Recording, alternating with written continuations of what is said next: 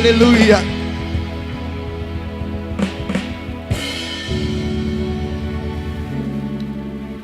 Hallelujah. We surrender to you, God. We surrender everything. We surrender everything to you.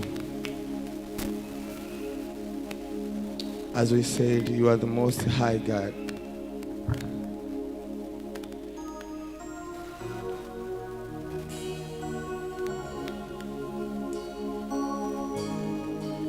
You are our guider, our protector, our defender. We have no another one like you.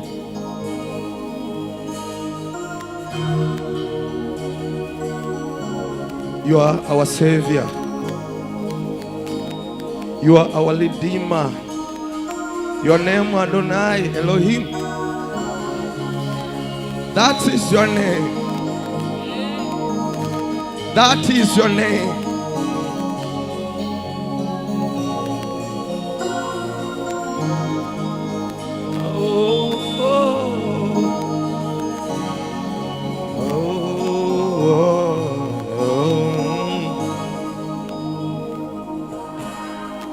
I surrender to you. Everything I need to you. I surrender to you. Yes. Everything I need to you. With all in nothing. With all in nothing. With all in nothing. With all in nothing.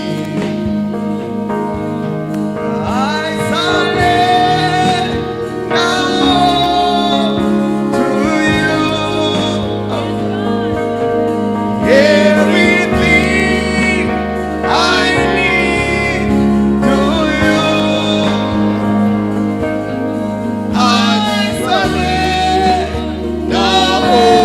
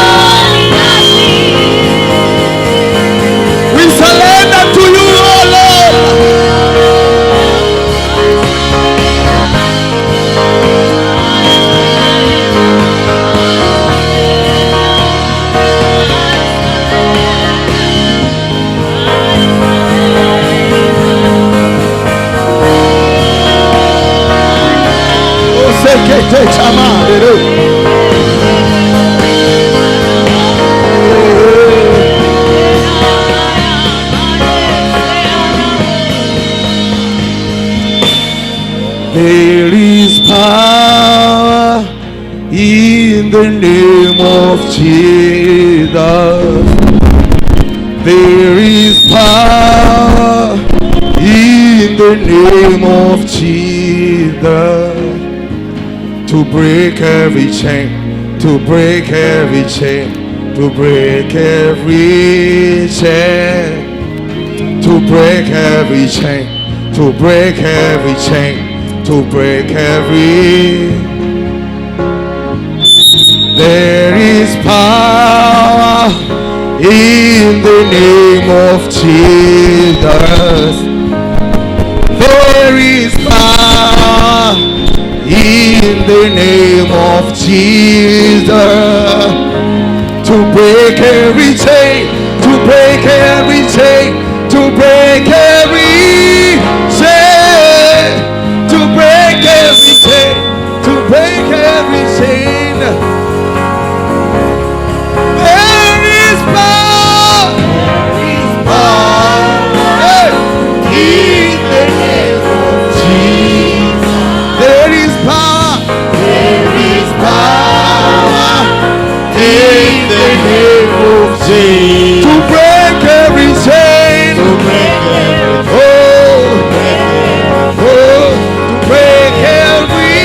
chain, to break every chain, to break every chain, to break every.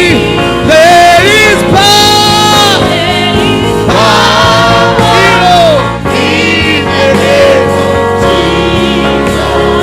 Oh, there is power in the name of Jesus. Break every chain, chain,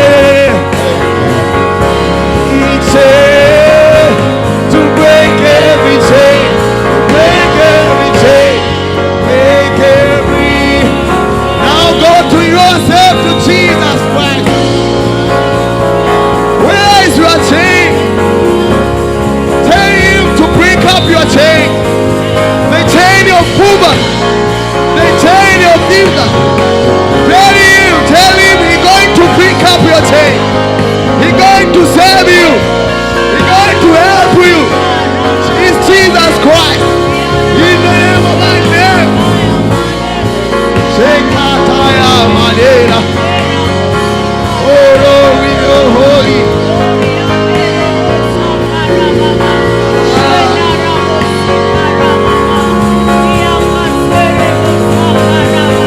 Thank you for your kindness and loveness, Jesus. You are going to set us free. You set us free from weakness. You set us free from the blindness. We believe in you, Jesus.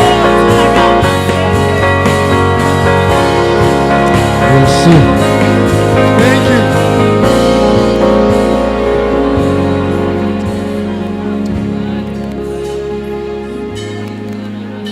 Father, we thank you. We glorify your holy name, Father. There is power in your name, Jesus. We magnify your holy name, Father. We thank you so much. You are the great God. You are the mighty God. We thank you so much, Lord. You are so wonderful. You are so good, Lord. We love you so much, Lord. You are our lover, our lovely God. We thank you, Lord. We bless you, Almighty God. Really, there is power in your name, Jesus. A miracle power. A miracle in the name of Jesus Christ. We thank you. We bless you. Hallelujah, hallelujah, hallelujah. Hallelujah. Proceed, please. Father, we love you. We thank you. We are welcoming you now. Baba, tunakupenda sana, tunakukaribisha majira haya. Our Lord God and the Holy Spirit. Bwana wetu, Mungu wetu na Roho Mtakatifu. We thank you because you have given us another opportunity. Tunakushukuru kwa sababu umetupa fursa nyingine leo. Now as we are going to hear from your word. Na tunapokwenda kusikiliza neno lako, I pray for the Holy Spirit to be in our midst, O Lord. ninaomba Roho Mtakatifu awe katikati yetu. I pray for helping me with my interpreter, Ninaomba kwa unisaidie pamoja na mtafsiri wangu, so that what you have intended for your people to hear ili kusudi kile ulichokusudia watu wako wasikie will reach them in the mighty way. kifike kwa nguvu zako. Father, we thank you, we love you. Baba, tunakushukuru, tunakupenda We sana. glorify your holy name, Tunatukuza jina lako because you are worthy to be praised. kwa sababu wewe unastahili kusifiwa. In the mighty name of Jesus, we thank you. Katika jina lenye nguvu la Yesu Kristo. Amen. Amen. You can put your hand together for Jesus. Unaweza ukapiga makofi mengi kwa Yesu. Okay. Thank you, praise team, for a wonderful job that you have done. God bless you. Asanteni sana watu wa praise kwa kazi yenu nzuri mlioifanya. This time now you are becoming international singers. Majira haya mmekwenda viwango vya kimataifa vya waimbaji. Hallelujah. Hallelujah. I want to take this opportunity to, you can get seated please. Unaweza ukakaa kwenye kiti chako. Enjoy your miracle chair. Kiti chako cha muujiza ukae. I want to thank God for giving me this time. Ninamshukuru Mungu kunipa nafasi hii. I am taking this very seriously as a grace from God. Nachukulia kama ni neema ya Mungu ambayo Mungu amemaanisha. For giving me this time after a long time. Kunipa nafasi hii baada ya muda mrefu sana. Hallelujah. Hallelujah. By the way, I am missing you a lot. Yes. Hallelujah. Nimekumisi sana. But I also want to thank our senior pastor. Pia namshukuru mchungaji wetu kiongozi, who is not always jealous to provide this opportunity for us to serve with him. Ambaye anatupa fursa hii tumtumikie Mungu. Hallelujah. God bless you, pastor. Mungu akubariki baba yetu mchungaji kiongozi. Hallelujah. Okay, I am happy to have my new interpreter. It is my first time getting interpreted by this good pastor. Ninafurahi kuwa na mkalimani mpya kabisa. And I am happy that we have got you in this church with your wife. Ninafurahi sana kwamba tutakuwa na yeye mahali hapa pamoja na mke wake. Also, I am happy to see my young brother Geoffrey and his wife who are also around. Pia nafurahi sana kumuona Geoffrey na mke wake. In reality, I am happy to see all of you in this good church. Kwa uhalisia nina furaha sana kuwaona wote ndani ya mjengo, ndani ya kanisa. Now today we are going to talk about the benefits of living humble life. Leo tunakwenda kujifunza juu ya faida za kuishi maisha unyenyekevu. As a born again Christian. Kama tuliozaliwa mara ya pili. So humble life. Tunaenda kuangalia habari ya unyenyekevu. So we are going to do four things. One, we are going to understand what does it mean really by humble life. Tunaenda kuangalia na kujifunza inamaanisha nini juu ya maisha ya unyenyekevu. Because there is a good character. Kwa sababu kuna tabia nzuri. But that is quite different from being humble. Lakini pia haimaanishi kwamba wewe ni mnyenyekevu. So we are going to see the difference as well. Kwa hiyo tunaenda kuangalia tofauti zake. But another thing we are going to learn about the benefits of being humble. Kwa hiyo kitu kingine tunaenda kujifunza faida za kuwa mnyenyekevu. What are you going to be if you are going to be humble?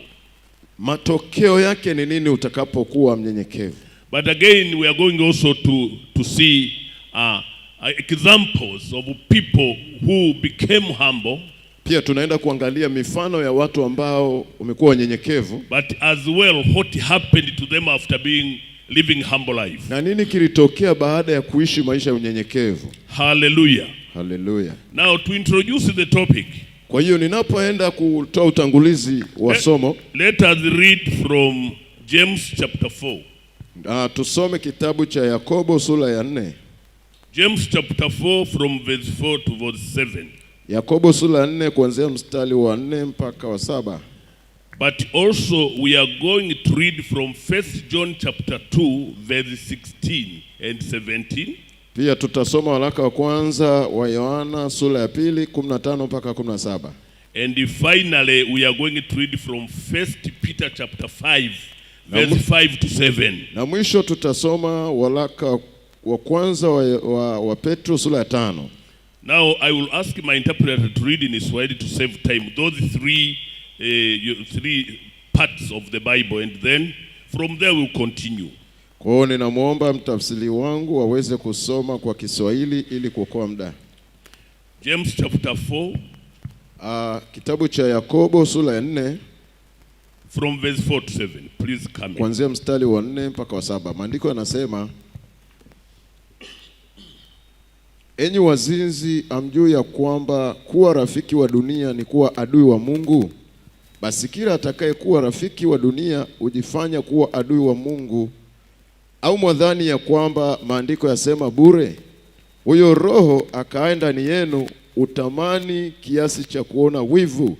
Lakini utujalia sisi neema iliyozidi. Kwa hiyo usema, Mungu wapinga wajikuzao, bali wapa neema wanyenyekevu.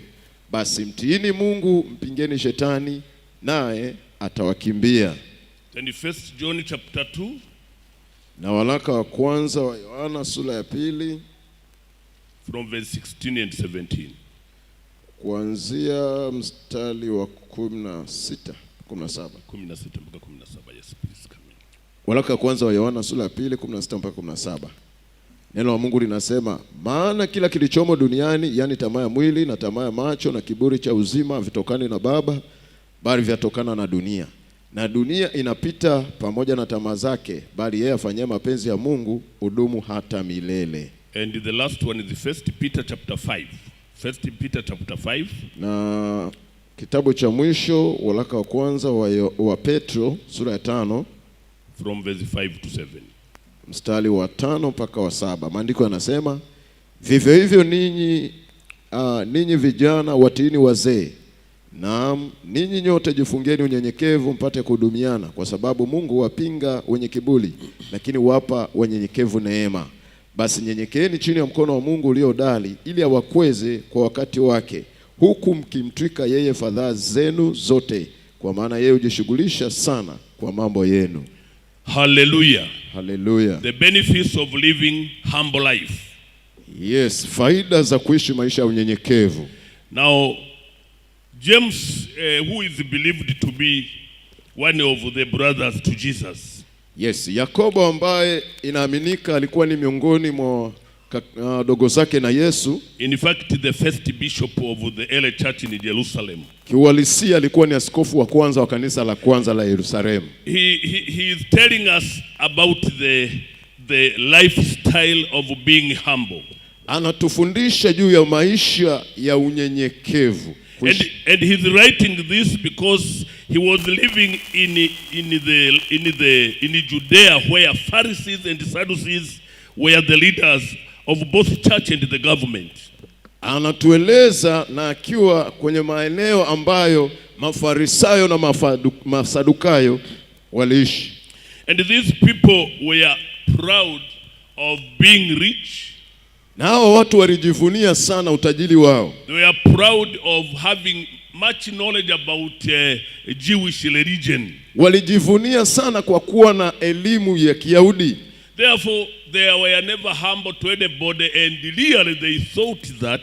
Kwa hiyo hawakuwa wanyenyekevu na walijua kwamba they thought that they are the only people who deserve to go into the kingdom of God. Walifikiri ni kwamba ni watu pekee ambao walikuwa wanastahili kuingia kwenye ufalme wa Mungu. And not the poor ones. Na sio maskini. And not even the tax collectors. Na hata watoza ushuru. And not even the police and those other people. Na hata maskali ambao walikuwa wamezunguka eneo lile. Leave alone the Gentiles. Ukiacha tu watu wa mataifa wa Yunani who were considered really not to even to deserve to be born again, ambao waliwachukulia kwamba wakustahili hata kuzaliwa mara ya pili. So these people were boasting of themselves. Kwa hiyo hao watu walijikweza, walijivuna to be superior over everybody, kuwa ni wa kiroho sana au wako juu sana kuliko wengine. And really they thought everyone is inferior before them. Kwa uhalisia walijiona wako juu sana kuliko wengine.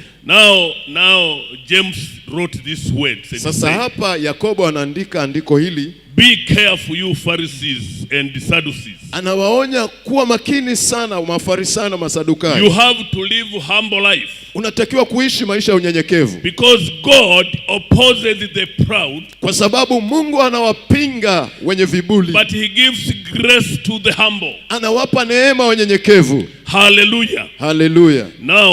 Now these people could not even understand what he was saying. Sasa hawakuelewa ni kitu gani kilichokuwa kinasemwa hapa. You know, when you consider yourself to be superior over the others. Unajua ukijiona wewe uko juu sana kuliko wengine. In reality you are inferior over the everybody. Katika uhalisia wewe ni mtu wa chini sana kuliko wote. From the interpretation of the Bible. Kutokana na tafsiri ya Biblia. When James was talking about adulterers. Wakati Yakobo anazungumzia habari ya uzinzi, he was talking about people who are born again. Alikuwa anazungumza juu ya watu ambao wamezaliwa mara ya pili. But now they are going back to live a normal life like how worldly people are living. Lakini wanaishi maisha tofauti kabisa kama wengine wanavyoishi ambao hawajazaliwa mara ya pili. Who are boasting of themselves of their wealth. Watu ambao wanajivuna na kujikweza juu ya mambo ya dunia hii. But these people are born again. Lakini hao watu wamezaliwa mara ya pili. You know, people who are committing adultery. Unajua watu ambao wanatenda uzinzi, they are supposed to be married first. Yani people who are committing adultery are not young people. Yes, watu ambao wanafanya uzinzi sio watoto wadogo. They are not young people, they are not vijana. Sio vijana, yes. Because a person who has not been married, kwa sababu mtu ambaye hajaoa cannot commit adultery in the concept of English language. Yes, hawezi kufanya uzinzi kwa muktadha wa lugha ya Kiingereza. In Swahili language has two words. Swahili kina maneno mawili tu. They have adultery, which means people who are committing adultery but they are married already. Una uzinzi ambao watu wameshaoana lakini wanafanya uzinzi. But those who have not married but committing the same, they have another word called uasherati. Lakini pia watu ambao hawajaoana pia nao wana neno ambalo linaitwa uasherati. So uasherati and uzinzi in Swahili language. So fornication and adultery kwa Kiswahili, they mean differently. Inamaanisha tofauti. Because kwa sababu adultery in the sense of married people. Kwa sababu uzinzi kwa muonekano wa watu walioana. It's like leaving your husband and your wife. Ni kama unamwacha mume wako au mke wako. And then you start sleeping with other people. Na unaenda kutembea na watu wengine. But for young ones, they don't have wife or a husband. They are committing that sin, but they don't have a wife or a husband. Lakini vijana ambao hawajaoana wanafanya uzinzi lakini hana mke hana mume. Now, James was considering a person who is married already. Kwa hiyo Yakobo alikuwa anachukulia kwamba mtu ambaye ameshaoa. It means that Jesus, inamaanisha Yesu, is our husband. Ni mume wetu. And everybody here is a wife to na Jesus. Kila mtu ni mke wa Yesu Kristo. Now if you leave Jesus, kwa hiyo ukimwacha Yesu and start doing whatever you are doing which is different from how Jesus' life was, na ukafanya tofauti na Yesu ambavyo alivyokuwa anaishi, then James is saying that you are adulterer. Ndio maana Yakobo anasema huo ni uzinzi. Now he's saying you have to submit yourself back to Jesus. Kwa anasema tunatakiwa kujitoa kwa Bwana. Hallelujah. Hallelujah. Now in this time of revival, kwa hiyo kipindi hiki cha uamsho, where Holy Spirit is tremendously doing many things to us. Wakati Roho Mtakatifu anatenda mambo makuu katikati ya maisha yetu. Holy Spirit will never work with the proud people. Roho Mtakatifu hatatenda kazi na watu wenye viburi. Holy Spirit will never, operate with people who are prouding of their education levels. Roho Mtakatifu hatatenda kazi na watu ambao wanajivunia elimu yao. Holy Spirit will never work with people who are proud of their beauty. Yaani Roho Mtakatifu hatatenda kazi na watu ambao wanajivunia uzuri wao. Hallelujah. Hallelujah. Holy Spirit will work with people who are humble. Roho Mtakatifu anatenda kazi na watu ambao ni wanyenyekevu. And in that context, kwa muktadha huo, that's why this word is coming to us. Ndio neno hili linakuja kwetu. Dearly, to teach us. Yaani tunapotazama kama walimu, the benefits of being humble. Yes, faida za kuwa mnyenyekevu. Hallelujah. Hallelujah. Now, what is humbleness? Sasa unyenyekevu ni nini? Humbleness is the lifestyle, like other lifestyle. Unyenyekevu ni maisha kama maisha mengine. This is the lifestyle in which a person is not considering himself as superior over the others. Haya ni maisha ambayo mtu anachukuliwa kama ni mtu ambaye ajikwezi, sio yuko juu sana kuliko wengine. In fact, a person who has that, respect. Kwa hiyo mtu ambaye anaheshima, a person who deserves to be respected. Mtu ambaye anastahili kuheshimiwa. But now that person is like a servant. Kwa hiyo mtu huyo anajishusha kama mtumishi. Who is serving other people. Huyu ambaye anawatumikia wengine. So humbleness is the action of allowing God to be superior over your life. Kwa hiyo unyenyekevu ni kumruhusu Mungu awe mkubwa zaidi ya maisha yako. Humbleness is the style where you deserve to submit yourself to the Holy Spirit. Kwa hiyo unyenyekevu ni mfumo wa maisha ambao umeamua kujikabidhi kwa Roho Mtakatifu. So that the Holy Spirit can be able to help you. Ili Roho Mtakatifu aweze kukusaidia. In whatever you are doing, you release yourself in the hands of the Holy Spirit. Katika chochote ambacho unakifanya umejitoa kwa Roho Mtakatifu. This is the lifestyle in which a person clearly knows that the way I am today is the result of God's favor. Kwa hiyo ni namna mtu ambaye amejitoa na kujikabidhi mbele za Bwana. So the way I am, kwa hiyo neno jinsi lilivyo, is not a result of my power. Si kwa sababu ya nguvu zangu. Is not a result of my education level. Sio kwa sababu ya kiwango cha elimu yangu. Is not a result of my wealth. Sio kwa sababu ya uchumi wangu. But I am the way I am because of the favor of God. Kwa hiyo nipo hivi kwa sababu ni mtumishi wa Mungu. And that God will continue to raise me up and strengthen me in the way that he wants. Na Mungu ataendelea kunipandisha na kunitia nguvu kwa namna anavyotaka yeye. Hallelujah. Hallelujah. Now when a boasting or a man with pride is really on himself. Kwa mtu ambaye ana kiburi, anajivuna mwenyewe. And when unfortunately he falls down, na anapoanguka, nobody will wake me up. Hakuna mtu wa kumwamsha. But when a humble person is falling up, kwa hiyo mtu mnyenyekevu yeye anapoanguka, anaposhuka, multitude of people will come and support him. Kuna watu watakuja kumsaidia kunyanyua tena. Multitude of people will be helping him. Watu wengi watakuja kumsaidia. Hallelujah, hallelujah. Hallelujah. If I am lying down, kwa hiyo nikilala chini, I will never fall down. Sitaanguka chini. But when I am standing up, lakini nikisimama juu, there is a probability of falling down. Kuna uwezekano wa kuanguka chini. So the probability of a standing up person to fall down, kwa hiyo uwezekano wa mtu aliyesimama kuanguka chini, is mathematically somewhere between 0 and 1. Katika calculation za mathematics ni kama 0.1. But when I am lying down completely, lakini nikilala chini moja kwa moja, and allow other people to stand up, na nikiwaruhusu wengine wanyanyuke, the probability of falling down is 0. Kwa hiyo uwezekano wa kuanguka chini ni 0. And in mathematical context, na katika muktadha wa mathematics ya when the probability of an event is 0, kwa hiyo uwezekano wa ni 0 wa kuwa kuanguka. When it is 0, wakati inapokuwa 0, the interpretation of it mathematically that defines an impossible event. Tafsiri ya kihesabu inasema ni tukio ambalo haliwezekani. So when you allow yourself to be low, ukijiruhusu wewe mwenyewe kuwa chini, then falling down is impossible. Haiwezekani kuanguka chini. But when your shoulders are always up, kwa hiyo ukinyanyua mabega yako juu, you think you are the best person in the group. Unajiona wewe ni uko juu sana kwenye kundi. You think you are best preacher among other preachers. Wewe ni mhubiri mzuri sana kuliko wengine. You think you are spiritually higher than everybody. Unafikiri kiwango chako cha kiroho kiko juu sana kuliko wengine. Then you must be careful because the falling is in your capacity. Unatakiwa uwe makini sana kwa sababu kuanguka kuko kwenye uwezo wako. Hallelujah. Hallelujah. So that's why Peter is saying be submissive before the Lord. Petro anasema tunatakiwa kunyenyekea mbele za Mungu. And really clothe yourself with humility or humbleness. Kwa hiyo kuwa kabisa kwenye unyenyekevu, kufunikwa na unyenyekevu. And he is saying God is opposing the proud.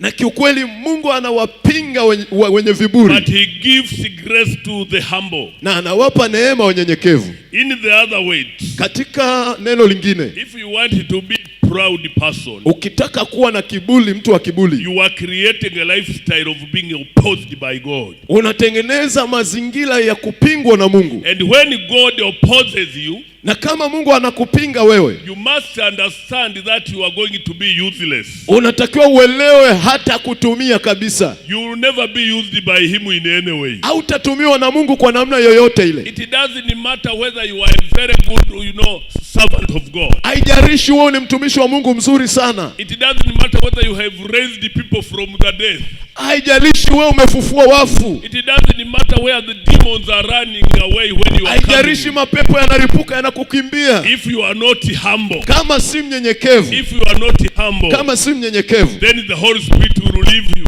Roho Mtakatifu atakuacha. And you will be nobody. Na utakuwa si kitu chochote. You want to be somebody before the Lord? Unataka kuwa mtu fulani mbele za Mungu? Practice humbleness from today. Kisha unaishi maisha ya unyenyekevu kuanzia leo. Katika jina la Yesu. Hallelujah, hallelujah. Hallelujah, hallelujah. Now there are few characteristics of a humble person. Yes, kuna sifa kadhaa za mtu mnyenyekevu.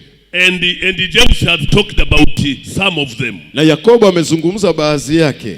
The first characteristics of a person who is humble. Sifa mojawapo ya kwanza ya mtu ambaye ni mnyenyekevu. Is a person who is submissive before the Lord. Ni mtu ambaye amejitoa kikamilifu mbele za Mungu. Very submissive, and somebody who is really raising up God and putting himself down. Ni mtu ambaye amemweka juu Mungu na yeye ameshuka chini. And so whatever God does using him, na chochote ambacho Mungu anafanya kwa kumtumia, all the glory is returned to God. Utukufu wote anaurudisha kwa Mungu. He is not carrying any type of glory. Achukui namna yote ya utukufu wa Mungu.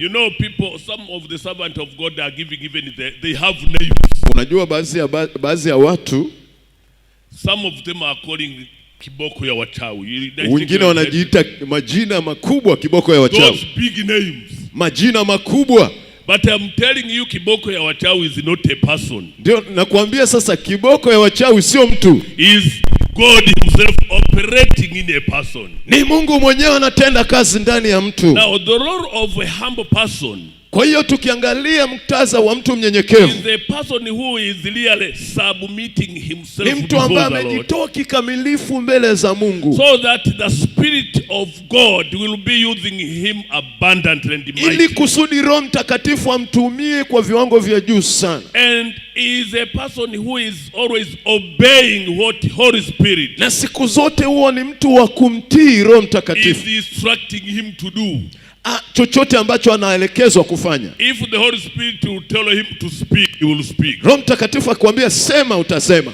If the Holy Spirit will say keep quiet, he will keep quiet. Roho Mtakatifu akisema nyamaza kimya, utanyamaza kimya. He is a person who is 100% depending on God. Ni mtu ambaye 100% anamtegemea Mungu. And he is able to humble before the Lord. Na yuko tayari kunyenyekea mbele za Mungu. And say, oh God, you are the highest and most high. Mungu wewe ni mkuu sana. And I am just your servant who is nobody without you. Na mimi ni mtumishi wako tu ambaye si chochote, bila wewe siwezi. Hallelujah. Hallelujah. That's why Peter is saying be submissive before the Lord. Ndio maana mtumishi wa Mungu anasema jitoe kwa unyenyekevu mbele za Bwana. So that he can be able to raise you during due times.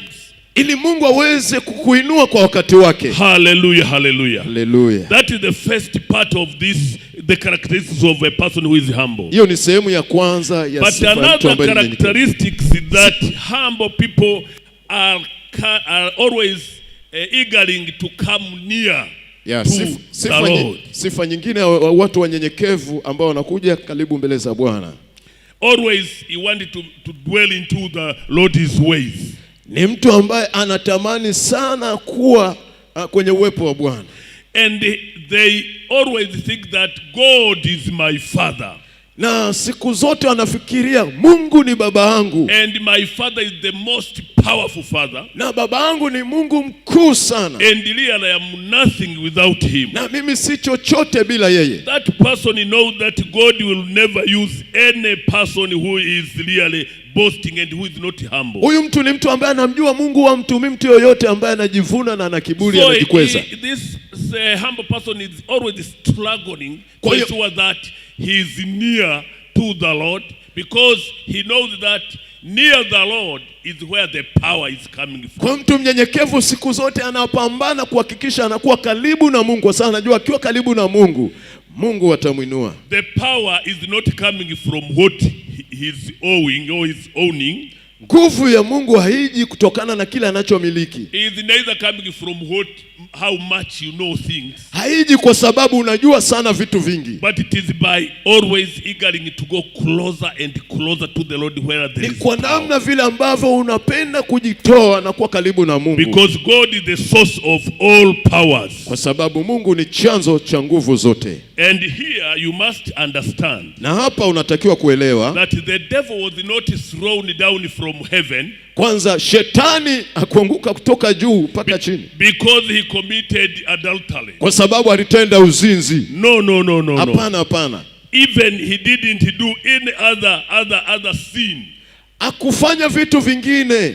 The sin that was committed by the devil, dhambi ambayo alitenda shetani, was to think that he can be like God. Ni kufikiri kwamba anaweza kuwa kama Mungu. He thought that he is a superior over everybody in heaven. Alijiona yeye ni mkuu kuliko viumbe vyote. He thought that there is nothing can come before him because he is like God. Hakuna kitu kitakachomgusa. And what happened, the devil was thrown from heaven. Na nini kilitokea shetani alivyoshushwa kutoka mbinguni? And he became nobody. Akawa si chochote. But God becomes somebody. Mungu akawa chochote. He became nobody. Alikuwa si chochote. But Jesus became superior in heaven. Lakini Yesu akawa mkuu mbinguni. On the earth.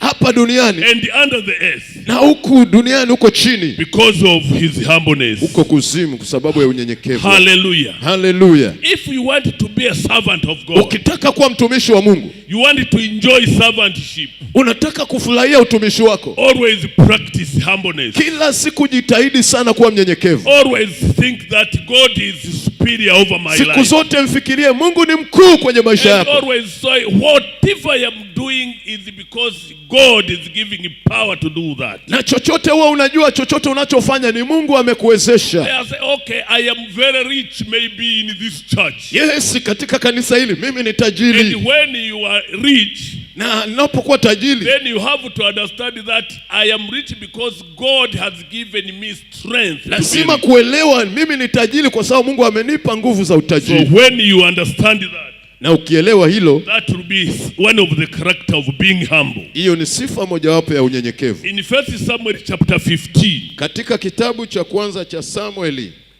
in 1 Samuel chapter 15 verse 23, Samueli wa kwanza sura ya 15, the Bible says, for rebellion is like the sin of divination, and the arrogance like the evil of adultery. Because you have rejected the word of the Lord, he has rejected you as a king. Ya Samueli wa kwanza 15:23 inasema, kwani kuasi ni kama dhambi ya uchawi na ukaidi ni kama ukafiri na vinyago, kwa kuwa umelikataa neno la Bwana, yeye naye amekukataa wewe usiwe mfalme. Hallelujah. Hallelujah. So because you think you are proud of whatever you have, kwa sababu unajivunia vile vyovyote ulivyo navyo, the Bible is saying you are like adultery. Biblia inafananisha na uasi, uchawi. Therefore you have rejected humbleness. Kwa hiyo umekataa unyenyekevu. And then God is saying, I am also rejecting you not to be the king. Na Mungu anasema nakukataa wewe usiwe mfalme. In other words, God is rejecting you not to be his true servant. Kwa lugha nyingine Mungu anakukataa usiwe mtumishi wake wa kweli. Because you are not humble. Kwa sababu wewe si mnyenyekevu. So my brothers and sisters, kwa hiyo ndugu zangu, dada zangu na kaka zangu, practice humbleness. Hakikisha unakuwa mnyenyekevu. So that you will allow the power of God. ili uweze kuiruhusu nguvu ya Mungu. You will allow Holy Spirit to work with you. Umruhusu Roho Mtakatifu afanye kazi na wewe. You will allow God to be over whatever you are doing. Umruhusu Mungu awe mkuu kwa kila kitu. So that at the end you become a good servant of the living God. Hapo ndipo utakuwa mtumishi mzuri wa Mungu. Number 5. Namba 5. Humbleness is not a gift. Unyenyekevu sio zawadi. Is not one of the gifts from God. Sio moja ya zawadi zinazotoka kwa Mungu. You have to understand this very well. Unatakiwa uelewe, au karama zinazotoka. Humbleness comes out as a result of deliberate effort of a believer to live by example of Jesus' life himself. Kwa unyenyekevu unakuja kutokana na muamini aishi maisha ya mfano kama ya Yesu Kristo. It is a deliberate effort. Kwa hiyo ni jitihada binafsi. There is something that you have to do to be humble. Kuna kitu unatakiwa ufanye ili uwe mnyenyekevu. It is not just a matter of a gift from God. Sio jambo la karama kutoka kwa Mungu. No. Hapana, hapana. You have something to do, my brother. Kuna kitu unatakiwa ufanye, dada yangu na kaka yangu. To be humble. Kuwa mnyenyekevu is not an automatic action. Sio jambo ambalo linakuja automatic. It is something you have to do and to put effort on. Ni kitu ambacho unatakiwa kufanya na kuweka jitihada. It is a process of eagering to live like Jesus. Ni mchakato wa kutamani kuishi maisha unyenyekevu kama ya Yesu. To walk the life that Jesus walked. Kutembea kwenye maisha kama Yesu aliyotembea. To speak like Jesus. Kusema kama Yesu. To evangelize like Jesus. Kuhubiri injili kama Yesu. It is not an automatic action. Sio jambo linalokuja automatically. So to become humble, my brothers and sisters, you have to understand very well how Jesus lived when he was on earth. Kwa ndugu yangu, kaka yangu na dada yangu, kuwa mnyenyekevu lazima ujifunze jinsi Yesu alivyoishi. You have to learn how to live holy life. Unatakiwa kujifunza namna ya kuishi maisha ya utakatifu. You have to understand how to live with the Holy Spirit. Unatakiwa ujue namna ya kuishi na Roho Mtakatifu. You have to understand how to live according to the word of God. Unatakiwa ujifunze kuishi sawa na neno la Mungu. You have to live by purpose and not by purposeless. Unatakiwa uishi kwa malengo, sio kuishi tu. So it is an effort that is put on to ensure that you believe and live like Jesus. Kwa hiyo ni jitihada binafsi ambayo unatakiwa uweke ili uishi kama Yesu. Hallelujah, hallelujah. Hallelujah. Humbleness is becoming part of your life when you continually establish your life like the way Jesus lived on the earth as an example of your whole life. Kwa hiyo unyenyekevu ni kuendelea kuishi maisha ya mfano kama Yesu alivyoishi.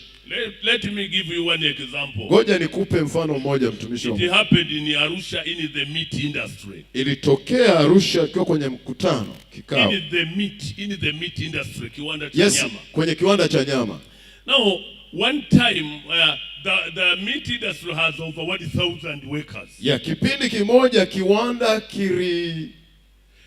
the meat industry has over 1,000 workers. Kilikuwa na wafanyakazi zaidi ya 1,000.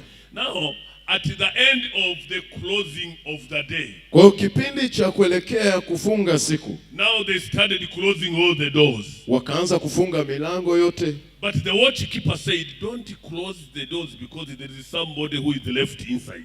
Kwa hiyo mlinzi alisema, Bwana, msifunge kwa sababu kuna watu wako nje. And then people said, no, everybody is not in, we are all out. So sema hapana, watu wote wako nje, wote tuko ndani. No, he said, please never close, there is somebody who is remaining inside. Kwa hiyo usifunge kwa sababu kuna mtu bado yuko nje. Now the question was, who is that? Swali likaja, huyo ni nani? And he said, there is one boss who is remaining inside. Kuna mtu ambaye ni boss amebaki kule nje. And then they asked the watchkeeper, how did you that he is still inside? Wakaanza kumuuliza mtu asito kwamba nani huyo yuko nje.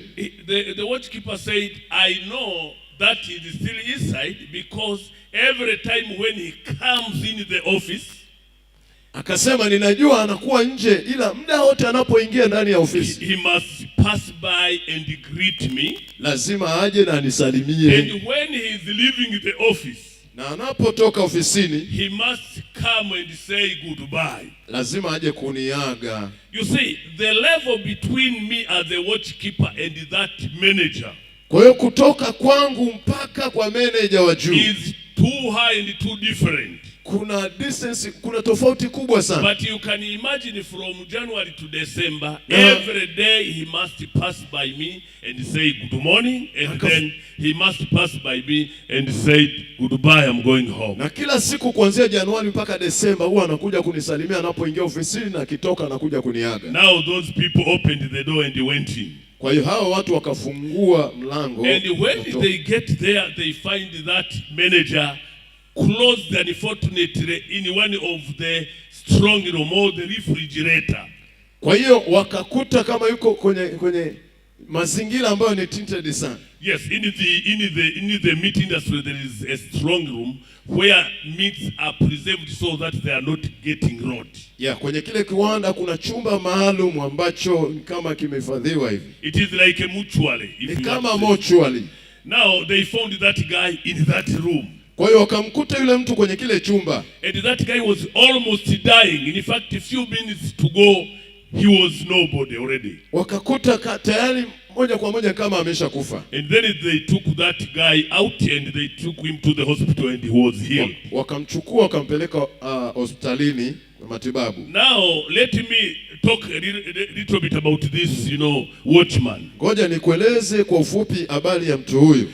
The science of psychology is telling us. Sayansi ya kisaikolojia That if you are a most respected person in the area, inasema kama wewe ni mheshimiwa sana katika jamii, and then you practice humbleness, alafu unajifunza unyenyekevu, those people whom you are saving, wale watu ambao unawatumikia, they are releasing 4 different chemicals in their bodies.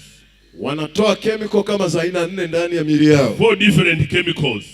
Aina 4 za chemicals zinatoka kwenye miili yao. It is like you see in this church we have a senior pastor here who is the most respected person. Yes, kama unavyojua kwenye kanisa letu tuna baba yetu hapo, mchungaji kiongozi ndio mtu mheshimiwa zaidi ndani ya kanisa hili. Now have you seen pastor with those small children running following him? Yeah, unamkuta baba ana vitoto vidogo vinamkimbiana, yuko nao. In fact, some of them are beating him here. Vingine vinampiga kidogo kwenye miguu. But the pastor is always laughing, he is happy. Na ili mchungaji siku zote anafurahi. But I am telling you as a pastor, if the kid can do that, nakwambia kweli kama ni mchungaji mwingine mtoto mdogo ampige, he will quickly say, what are you doing here? The small kids will be running. Atamkemea mtoto, unafanya nini hapa? But these young people are running, following the pastor to the office. Wengine watoto wanamkimbilia baba, wanamkimbilia ofisini. And maybe you don't know, pastor is always buying sweets for these kids of this church. Na tujue kwamba lakini wanawaletea vitu vitamu and vitamu. You see distributing sweets to those children. Wanawagawia pipi hao watoto. That's why you see always they are running. Ndio maana unaona wanamkimbilia.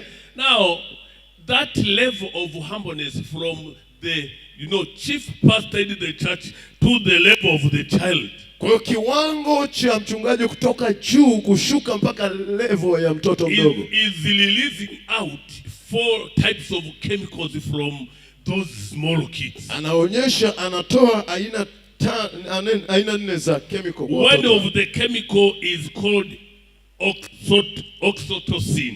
Forget about the vocabulary. Yes. But this is the chemical that is bringing love bond. It is activating love bond hormone in a life of a person. Chemical ya kwanza inamfanya mtu azaliwe mara ya pili, inaitwa love bond hormone. In fact, it's a hormone that is helping us to love each other. Yes, ni hormone ambayo inatusaidia tupendane sisi kwa sisi. But it also releases nitric oxide, lakini pia inatoa nitric oxide which is supporting the strength of your heart, ambayo inasaidia nguvu ya moyo wako. So if you love a person, kwa hiyo ukimpenda mtu, you are prolonging his life. Kwa hiyo unatengeneza mazingira ya maisha yake you are prolonging his life. Unamwongezea siku za maisha yake, because you are reducing that acid into the heart, and so therefore you are protecting his heart. Yes, unaongezea siku za maisha yako kwa sababu kuna chemical fulani, kuna vitu vinatoka ndani. But the second one is the domino chemical. Chemical ya pili ni domino chemical. This is a rewarding chemical that is helping you to repeat a very good things several times, to one person, to the other, to the other. Kwa hiyo hii ni chemical ambayo ni kama tuzo ambayo inasaidia watu to repeat action. Yes, kurudia tendo. If I have welcomed you at home and give you juice, for instance. Kwa mfano nimekukaribisha nyumbani au hata juice. If you say, oh, this juice is wonderful, it is very good. Unasema hii juice ni nzuri sana. Then I will repeat giving you the same juice tomorrow and the day after tomorrow. Wewe ni tendo linalojirudia, kesho nitakupa juice na kesho na kesho na kesho. Therefore, domino acid is creating that life of repeating the same thing that is good forever and forever. Domino acid inatengeneza mazingira ule moyo wa kuendelea kufanya kitu kile kile mara kwa mara. Now that is resulting from a humble life, somebody who is doing what he doesn't deserve to receive from you. Na hiyo ni matokeo ya unyenyekevu, ya kwamba unafanya kwa mtu ambaye hastahili. And the third one is the sanatorium acid. Asidi ya tatu ni sanatorium. This is a mood stabilizer. Hii inatengeneza mazingira ya wewe kuwa stable.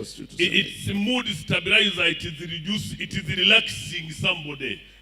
Inakusababisha uwe comfortable. Somebody who was in stress.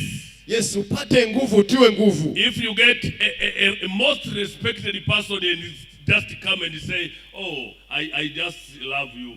Anakuja mtu ambaye ni mheshimiwa sana, sema nakupenda sana. In fact, I come to greet you. That is I just come to say, how are you? Yes, kwa kweli nimekusudia kuja kusalimia na kusema habari yako. Have you ever seen when a senior pastor is coming at your home? Umeshawahi kuona baba yetu mchungaji kiongozi anakuja nyumbani kwako? Are you becoming happy or not happy? Unakuwa na furaha au hauna furaha? Just tell me the truth. Are you becoming happy or not? Sema ukweli, wewe unafurahi au haufurahi? Now that happiness, sasa hiyo furaha is releasing a sanatorium acid, because you are really becoming if you are frustrated, all the frustrations will go out. Kwa hiyo ni kama chemical ambayo inakusababisha ujisikie furaha na uwe na faraja. We are calling it a natural and pleasant. Kwa hiyo tunaiita ni kitu cha asili ambacho it is called a relaxer. Inaitwa a relaxer. It makes you relax. Inakufanya wewe relax. It provides refreshment. Yes, inakufanya ujisikie vizuri. Hallelujah. And the last one is called incofins. Na nyingine incofins is the overall pain killer. Yes, inasaidia kuondoa maumivu. It reduces pains in your heart. Inapunguza maumivu ndani ya moyo. So humbleness has a lot of, in fact the psychologists are saying it has a benefit to the person who is humble. Kwa hiyo wanasaikolojia wanasema inasaidia sana kwa mtu ambaye ni mnyenyekevu. But this benefits are also going back to the person whose humbleness has been practiced. Na hii inatokea kwa mtu ambaye amekuwa akiishi maisha ya unyenyekevu. But also they are saying even the third person who is observing that. Na wanasema kwamba hata mtu wa tatu ambaye anatazama. Any person who is observing what is happening. Mtu yeyote ambaye anaangalia nini kinatokea. I am telling you also these four chemicals are released out of him. Kwa hiyo hii chemical pia inaachiliwa ndani. Therefore humble people are healers. Kwa hiyo hata kwa ajili ya watu, they are healers. They are healing people. Yes, ambao ni waponyaji. Wanasaidia completely confused. Ambao wanawasaidia watu ambao wamechanganyikiwa. Who are completely, you know, if you have seen people who are working in the hospital, they are humble but they are doctors who have PhDs. Yes, hata ukiona hospitalini kuna watu ni madaktari wana PhD. But they are humble to say, oh, pole, there is no problem, this is going to. Lakini wanyenyekevu wanakuambia Bwana pole sana. Because they are trained to be humble. Kwa sababu wamefundishwa kuwa wanyenyekevu. That is the life that God wants us to live. Ndivyo Mungu anavyotaka sisi tuishi. Because when we are humble, kwa sababu tukiwa wanyenyekevu, we are able to save each other. Tunakuwa na uwezo wa kuhudumia. We are able to support each other. Tuna uwezo wa kusaidiana. we are not competing among ourselves. Hatupambani sisi kwa sisi. But we are working together in unity. Tunafanya kazi kwa umoja. To ensure that God is raised up. Kuhakikisha Mungu anainuliwa. And we are just servants of him who are nothing without him. Na sisi ni watumishi ambao tuko chini yake. Hallelujah, hallelujah. Hallelujah. Are you getting what I'm saying? Unaelewa ninachokisema? Yes. Let us talk about some benefits of humbleness. Kwa hiyo tuangalie baadhi ya faida za unyenyekevu. Some benefits of humbleness. Baadhi ya faida za unyenyekevu. The first one, faida ya kwanza ya unyenyekevu. God provides abundant grace. Mungu anaachilia neema ya utele to the humble people. Kwa mtu mnyenyekevu. God provides abundant, Yes, Mungu anatoa abundant spiritual life.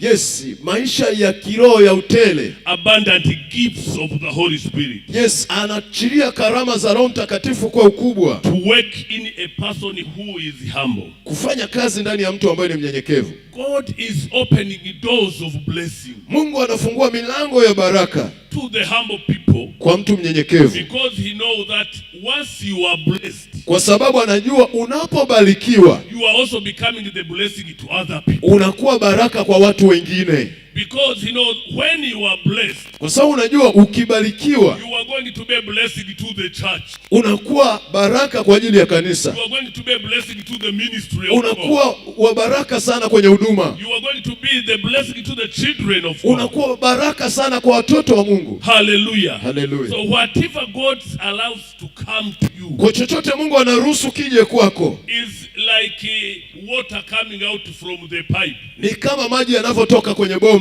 The pipe is not drinking water itself. Yani bomba halitoi maji lenyewe. Is not drinking the water itself. Yes, haliachilii maji lenyewe. No, it is not drinking. Yes, hainywi. Yani bomba halinywi maji lenyewe. But it is releasing water to you. Yes, lakini lenyewe linaachilia maji kwako. And it is really bringing water to the vegetation. Na pia linamwagilia kule kwenye mboga. So that you can get vegetables. Ili upate mboga. So that you can get fruits. Ili upate matunda. But if the pipe could have take action of drinking all of the water that is bringing to Dar es Salaam. Kama bomba lingekuwa linakunywa hayo maji yote yanayokuja Dar es Salaam. Everybody will die. Watu tungekufa. Even in the vegetation you see, you will never survive. Hata mboga tusingeziona. That's how the humble people looks like. Ndivyo watu wanyenyekevu wanavyofanana. God will release all the blessing. Kwa hiyo Mungu anapoachilia baraka zote kwako. And then when he do that, na anavyofanya hivyo, then the blessing will be to everyone who is in need. Baraka zitaenea kwa watu wengine pia. So that is the grace which God is talking about. Hii ndiyo neema ambayo Mungu anaisema. And a person who is really humble, na mtu kwa kweli ambaye ni mnyenyekevu, is a blessed person. Ni mtu aliyebarikiwa. Is a person who is always happy. Ni mtu ambaye siku zote ana furaha. And people are asking, in most cases they ask, na baadhi ya watu wanauliza, Pastor, why are you always happy? Kwa hiyo mchungaji, kwa nini siku zote una furaha? Don't you have any problem? Kwa hiyo hauna shida yoyote? In fact, I'm saying that I am very happy because I am always struggling to be a humble person on the earth. Kiukweli mimi nina furaha kwa sababu siku zote najifunza, natamani kuwa mnyenyekevu. Something that I want God to help me. Kitu ambacho natamani Mungu anisaidie. I want God to help me so that I am not going to change. Ili naomba sana nisaidie nisibadilike. Even when I become of the president of this nation. Hata kama nikiwa rais wa Jamhuri ya Muungano wa Tanzania. Is always to be humble. Siku zote niwe mnyenyekevu. When you are humble, unapokuwa mnyenyekevu, you see everybody like it's like you. Utawaona watu wote ni kama wewe. You see even the young people, even I am old, but I see the young people, they are my colleague. Yes, yani hata kama wewe ni una umri mkubwa, utawaona watu wote wadogo wadogo ni kama wenzako. You will never do evil to others. Hautafanya maovu kwa wengine. Because you love everybody. Kwa sababu unampenda kila mtu. Hallelujah, hallelujah. Hallelujah. Hallelujah, hallelujah. Hallelujah, hallelujah. Are you understanding what I'm saying? Hivi unaelewa ninachokisema? So The first benefit is that be humble so that you get blessed by Kwa hiyo God. faida ya kwanza, uwe mnyenyekevu ili uweze kupata baraka But za the Mungu. second one is that Ya pili ni hii, God is ready to work with the humble people. Mungu yuko tayari kufanya kazi na watu But at the wanyenyekevu. same time, Kwa muda huo huo, God is ready to resist and oppose the pride people. kwa hiyo kwa muda huo huo Mungu yuko tayari kupambana na viburi. So when you are humble, Unapokuwa mnyenyekevu, you are attracting God to work with you. unamvuta Mungu afanye kazi na wewe. It's like a magnet. Ni kama sumaku. Magnet is pulling all irons to Sumaku inavuta vitu vyote vyenye ncha ya chuma, and yenye asili ya chuma. magnet has two sides.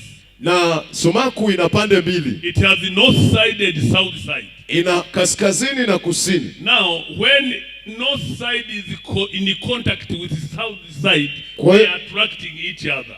Kwa hiyo upande wa kaskazini unapovutana na upande mwingine unaofanana, They repel to each other.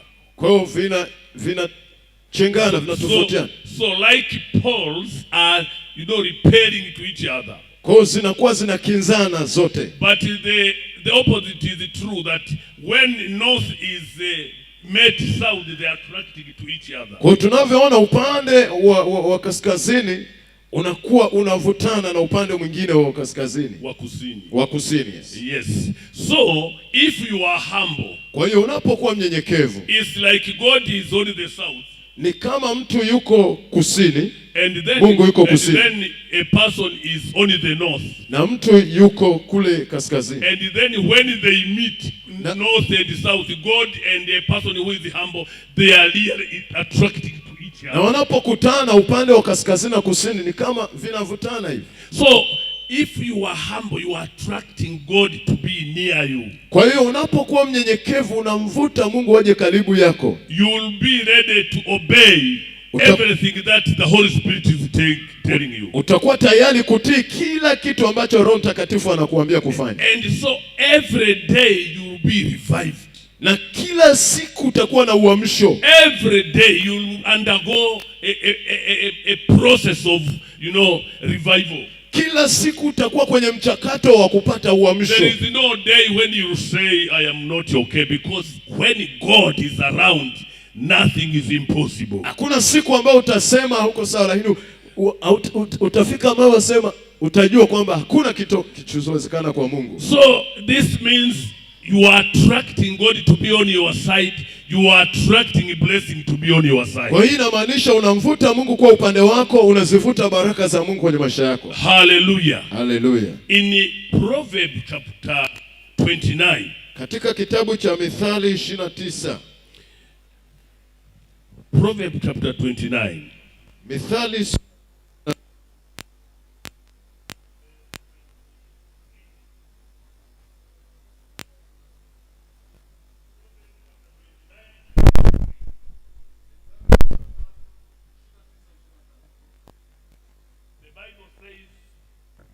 the Bible is telling me that man's pride brings him low. But a man of lowly spirit gains honor. Hallelujah. So when you are humble, you are attracting honor on your side. And I'm telling you, humble people, that is a very scarce commodity nowadays in our communities. Is a scarce commodity, ni bidhaa adimu. Is a scarce commodity. Is a scarce commodity in our communities. ni bidhaa adimu sana kwenye jamii yetu. So if you want to be respected, Kwa hiyo unapotamani kuheshimiwa, attempt to be humble always. jifunze kuwa mnyenyekevu. And Jesus said, Na Yesu alisema, I am not coming to be saved. na sikuja ili nitumikiwe, But I am coming to be the servant of everybody. ila nimekuja ili uniwe mtumishi wa kila mtu. So that life of servantship Kwa hiyo hayo maisha ya utumishi is really living in the way Jesus also lived.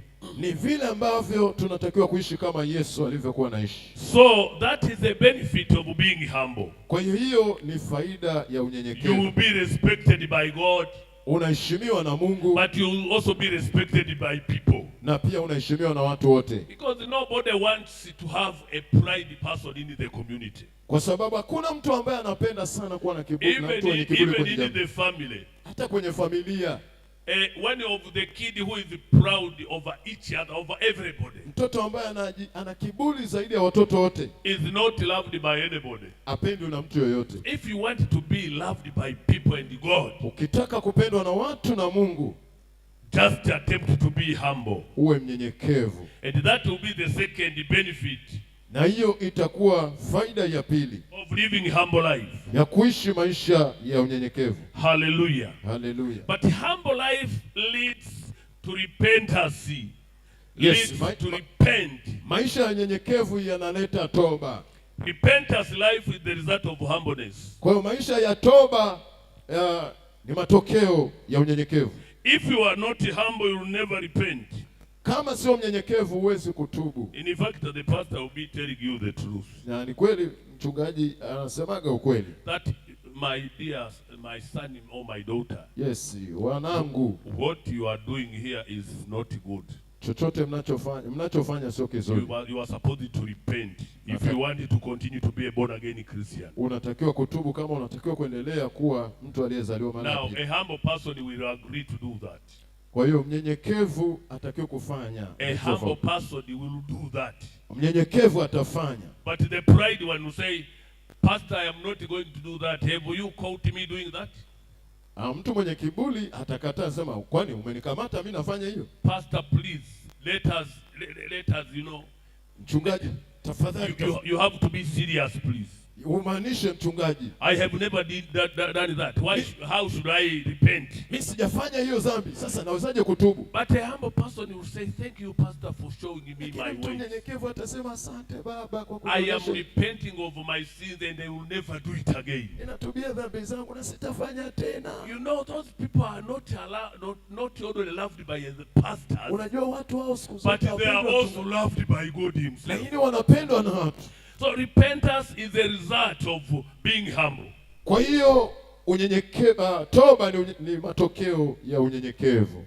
Hallelujah, hallelujah. Haleluya. And there are examples in the Bible Na mfano katika Biblia where people who became humble were really respected and given them honor. mahali ambapo watu walikuwa wanyenyekevu kiukweli waliheshimiwa sana. One example is Jesus Christ. Mfano wa kwanza ni Yesu Kristo. He was the best example of people who lived humble life. Alikuwa ni mfano wa kuigwa wa watu ambao waliishi maisha ya unyenyekevu. And by the way, he instructed every believer to live and adapt his life. Aliwaelekeza wanafunzi wake kuishi maisha ya unyenyekevu. In Matthew chapter 11 verse 29. Katika kitabu cha Mathayo 29:30.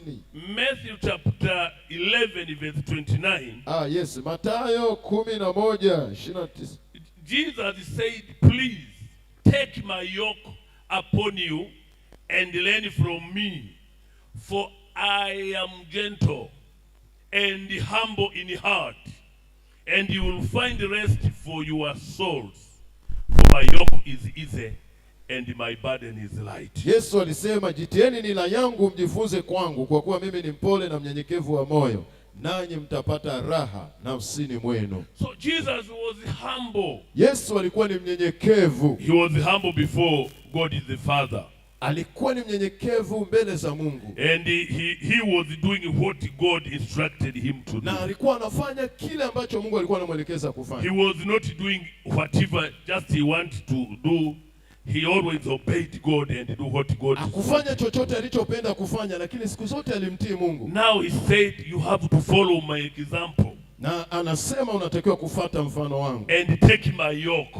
Na kuchukua nila yangu. Because I am gentle and humble in heart. Ujitie nila yangu, uwe mnyenyekevu na mpole. It was within this context of humbleness. Na hii iko kwenye mkutaza huu wa unyenyekevu. That Jesus had the name above all names. Yesu alikuwa na jina juu ya majina yote, lipitalo majina yote. The humbleness resulted him to have a name that is above all other names that you are going to talk on the earth. Unyenyekevu ndio uliosababisha akapata jina lililopita majina yote. So Jesus decided to humble himself to death. Kwa hiyo Yesu alinyenyekea, naam, hata mauti. He had all that right to be exalted. Alikuwa na nafasi zote za kuinuliwa. He was equal to God. Alikuwa sawa na Mungu. In fact, he is God himself. Kiukweli ni Mungu mwenyewe. But he decided to take the nature of a servant. Akaamua kuchukua asili ya mtumishi. And he humbled himself to death. Na akajinyenyekesha hata mauti. You know, when you humble yourself before the Lord, unajua unaponyenyekea sana mbele za Mungu, you are going to be respected by every member of the community. Unaenda kuheshimiwa na watu wote kwenye jamii. Now think of places when you want to be recognized by everybody that you are a superior person in the community. Fikiri unapokuwa unatamani kuheshimiwa na kujulikana kwenye jamii ya watu. That is a very place where you have to invest in humbleness. Yaani unatakiwa uwekeze sana kwenye unyenyekevu. Because when you do that, kwa sababu ukifanya hivyo, you are going to be more superior even than ever. Utakuwa mtu mkubwa sana zaidi ya kawaida. Jesus acquired the name that is above all names. Yesu alikirimiwa jina ambalo linapita majina yote. As a result of being humble. Ni kwa sababu ya matokeo ya unyenyekevu. In Philippians chapter 2 verse 5 to 11. Katika kitabu cha Wafilipi sura ya 2 mstari wa 5 mpaka 11. I am only going to read verse 9 and 10. Ninaenda kusoma mstari wa 9 na wa 10. But at home you will read from verse 5 to 11. Lakini nyumbani utasoma mstari wa 5 mpaka wa 11. The Bible says, therefore God exalted him, who? Jesus. Therefore God exalted him to the highest place and gave him the name that is above every name, that at the name of Jesus every knee shall bow, in heaven and on the earth and under the earth, and every tongue confess that Jesus Christ is the Lord, to the glory of God the Father. Kwa hiyo tena Mungu alimwadhimisha mno, akamkirimia jina lile lipitalo kila jina, ili kwa jina la Yesu kila goti lipigwe, na vitu vya mbinguni na vya duniani na vya chini ya nchi, na kila ulimi ukiri ya kuwa Yesu Kristo ni Bwana, kwa utukufu wa Mungu Baba. So are you want to be respected in your office? Kwa hiyo unatamani kuheshimiwa kwenye ofisi yako. So be humble before the bosses who are leading you. Uwe mnyenyekevu kwa mabosi wanaokuongoza. Live humble life in your office. Kwa hiyo uishi maisha ya unyenyekevu ofisini kwako. Do you want to enjoy your life in the family where you are living in? Unatamani kufurahia maisha yako kwenye familia unayoishi. Be humble to everybody in the family. Uwe mnyenyekevu kwa kila mtu kwenye familia. Do you want your marriage to be strong? Unatamani ndoa yako iwe na nguvu. Be humble and submissive to each other. Uwe mnyenyekevu na ujitoe kwa kila mtu. The husband should be humble to the wife. Baba anatakiwa awe mnyenyekevu. Mume awe mnyenyekevu kwa mke. The wife should live humble life to the husband. Na mke anatakiwa aishi maisha ya unyenyekevu kwa mume wake. When that is the practice in the family, I am telling you, the binding energy of the marriage is the humbleness. Kwa hiyo wanapoendelea mume na mke kukaa kwenye unyenyekevu, kuna nguvu ya umoja inakuwa juu yao. Do you want to become a good wife and husband in the future? Unatamani kuwa mke mzuri na mume mzuri huko mbele? The best wife is the humble wife, is the humble girl today. Yes, mke mwema ni binti ambaye sasa hivi ni mnyenyekevu. And the best husband is a humble boy today. Na mume mwema wa kesho ni kijana ambaye amenyenyekea leo. And the best pastor of the tomorrow is the humble Christian or the humble person in the church today. Na mchungaji mzuri wa kesho ni mwamini ambaye amenyenyekea siku ya leo. You will never be a future strong person unless you are humble from today. Hauwezi ukawa mtu mkubwa sana huko mbele na wakati leo ukashindwa kuwa mnyenyekevu. So Jesus was practicing humbleness in his life. Yesu aliishi maisha ya unyenyekevu. We are supposed to do the same. Tunatakiwa tuishi kama Yesu. And you know that after becoming humble to death, na tunajua tunapokuwa wanyenyekevu leo, Jesus was given the name that is over all other names. Yesu alikirimiwa jina lipitalo kila jina. So God has called us to be humble. Kwa hiyo Mungu ametuita sisi tuwe wanyenyekevu. And that's why the devil is fighting us not to be humble in here. Ndio maana shetani anapambana sana na sisi tusiwe wanyenyekevu. Hallelujah, hallelujah. Hallelujah. The second person who practiced humbleness, mtu wa pili ambaye aliishi maisha ya unyenyekevu, is Abraham. Ni Ibrahimu. You can imagine Abraham was called from his family. Unaweza ukatazama Ibrahimu anaitwa atoke kwenye familia yake. And God told him to leave his family and go where he's going to direct. Mungu akamwambia iache familia yake na aende mahali ambapo atamwelekeza. And Abraham really didn't say no. He always say yes to God. Na Ibrahimu kiuhalisia akusema hapana. Kila siku alisema ndiyo baba. His father Terah had 3 sons. Tunaona watu watatu. His father named Terah. Yes, baba yake aliyekuwa anaitwa Mzee Terah had 3 sons, Abraham, alikuwa na vijana watatu, Ibrahimu and the other 2 of them, na wengine wawili.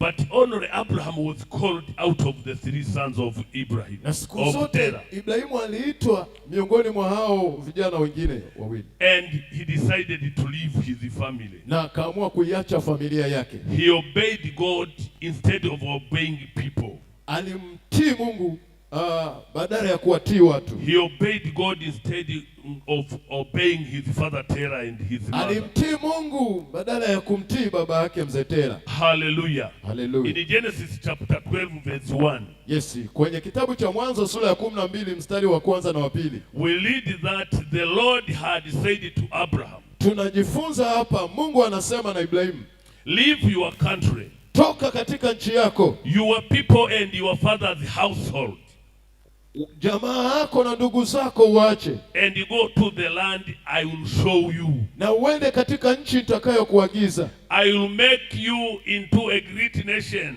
nitakufanya wewe kuwa taifa kubwa. I will bless you, nitakubariki. I will make your name great, nitalifanya jina lako kuwa kubwa, and you will be a blessing, na utakuwa baraka sana. I will bless those who bless you, nitawabariki wote wanaokubariki, and whoever curses you I will curse, yeyote atakaye kulaani nitamlaani, and all peoples of the earth will be blessed through you, na watu wote duniani wa mataifa yote watabarikiwa kupitia wewe. Now you can understand how humble people are being blessed. Sasa unaweza ukaelewa jinsi gani watu wanyenyekevu wanavyobarikiwa. They always hear the voice of the Lord and they obey. Siku zote wanasikiliza sauti ya Mungu na kuitii. And after hearing the voice of the Lord and they obey, na baada ya kusikia sauti ya Mungu na kuitii, God is making them great people. Mungu anawafanya kuwa watu wakubwa sana. Is making them a blessing. Anawafanya wawe baraka. But whoever is surrounding them is also blessed through their blessing. Na wote wanaomzunguka wanabarikiwa kupitia baraka zake. Now you can understand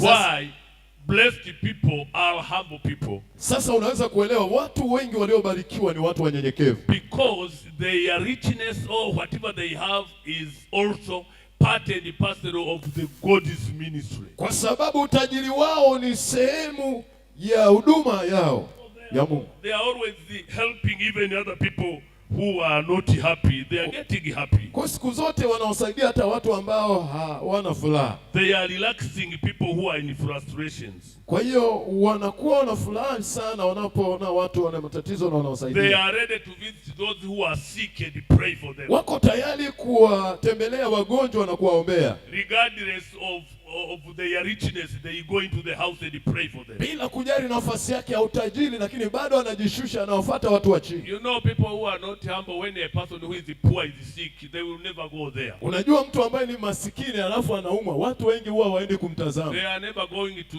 even to pray for him.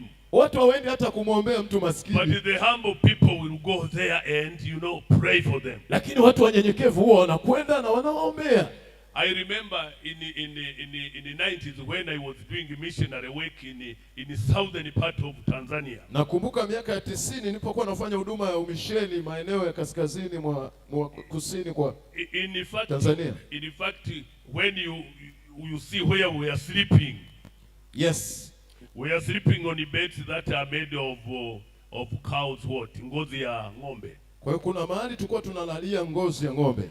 But you just sleep enjoying in Jesus as if you are only the 10-inch, mattress. Yes. Yaani unalala na unafurahia utafikiri umelalia godoro la inchi 10. So you practice that humbleness so that those people can be saved. Yes. Unaonyesha unyenyekevu ili hawa watu waweze kuokolewa. So humbleness, you have to pay cost for humbleness. Kwa hiyo unyenyekevu unatakiwa kulipa gharama kwa ajili ya unyenyekevu. It is never cheap at all. Sio rahisi kuwa mnyenyekevu. Oh, hallelujah. Hallelujah. Now what are you losing if you are not humble? I'm finishing there. Kitu gani utapoteza usipokuwa mnyenyekevu? If you are not humble, usipokuwa mnyenyekevu, you'll be like Nebuchadnezzar. Utakuwa kama mfalme Nebuchadnezzar. One day, if you read from Daniel chapter 4. Yes, ukisoma Daniel sura ya 4. From verse 30 through to verse 37. Kuanzia mstari wa 30 mpaka 37. You will see how Nebuchadnezzar boasted of himself. Utaona mfalme Nebuchadnezzar jinsi gani alijivuna, alikuwa na kiburi. He was saying there is no God who is in this country in Babel. Alisema katika Babeli hakuna Mungu. I am the topmost person in this area. Mimi ndio niko juu zaidi ya vyote. Nobody is respected like me. Hakuna mtu anayeheshimiwa zaidi yangu. What happened to him? Nini kilitokea kwake? God, Mungu, took charge over him. Akamshughulikia. Because God is opposing people who are proud. Kwa sababu Mungu anawapinga wenye viburi. But he has a mighty grace to the humble. Yes, yeye anawabariki wanyenyekevu. Therefore Nebuchadnezzar was chased into the forest. Kwa hiyo mfalme Nebukadneza akafukuzwa kwenda msituni. He decided eating grass like animals. Akawa anakula majani kama mnyama. And the Bible said, na Biblia inasema, in verse, I am going to read only this one, verse 32. Yes. You'll be driven. You'll be driven away from people. Utafukuzwa kutoka kwa watu. And you will live with the wild animals. Na utaishi na wanyama wa polini. You will eat grass like cattle. Utakula manyasi, majani kama wanyama. 7 times will pass by you for you until you acknowledge that the Most High is the sovereign over the kingdom of men and gives them to anyone he wishes.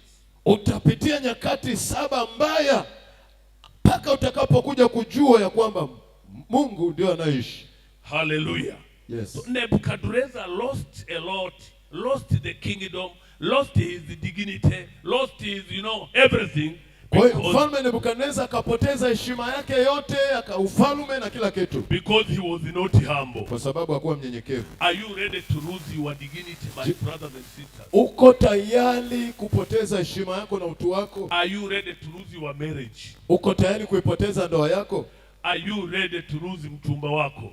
Uko tayari kumpoteza mchumba wako? Practice humbleness in your life. Uwe mnyenyekevu kwenye maisha yako. Hallelujah. So take care of yourself. Kwa hiyo chukua tahadhari sana wewe mwenyewe. Take care of your pride life. Uwe makini sana kwenye maisha ya unyenyekevu. When you prioritize your time. Yes, unapotumia wakati wako. You open the shop when the service is going on here, for instance on Wednesday. Kwa mfano huduma mbalimbali. When you start opening your shop and you do business where you are supposed to come to the church. Unapokuwa unafanya kazi zako au biashara, unakuja kanisani. God is able to stop the customers in your shop. Mungu anaweza akazuia wateja wasije kwenye duka lako. Because when you do that, you are giving God opportunity to oppose you. Kwa sababu unapofanya hivyo unasababisha Mungu akupinge. And when you are opposed by God, I am telling you, you are going to be bankrupt. Na ukipingwa na Mungu utakuwa masikini, fukara wa kutupwa. And be careful when you prosper. Ya uwe makini sana unapofanikiwa. When you become rich. Unapokuwa tajiri. When you are growing up. Unapokuwa na kwenda juu. Be be careful, never become proud of whatever you have. Uwe makini sana, usijivune na ukawa na kiburi kwa chochote ambacho utakuwa nacho. Never be proud of your handsomeness. Yani usijivunie hata uzuri muonekano wako. Never be proud of your education. Usijivunie elimu yako. But be proud that I am humble before the Lord who is able to raise me up. Jivunie kwamba wewe ni mnyenyekevu mbele za Mungu ambaye ana uwezo wa kumwinua mtu. Be careful when God starts using you perfectly. Uwe makini sana Mungu anapoanza kukutumia kwa viwango vya juu. Never boast upon yourself. Yani usijivune. Be careful when you are becoming a good singer in the praise team. Kuwa makini sana unapokuwa mwimbaji mzuri sana katika timu ya praise. Never start saying they will never do anything unless I am doing it. Usiseme hawatafanya chochote mpaka mimi niwepo. Never do that. Be careful with that. Usifanye hivyo, uwe makini sana. Be careful of your pride in your marriage. Uwe makini sana na kiburi kwenye ndoa yako. It will separate you from God.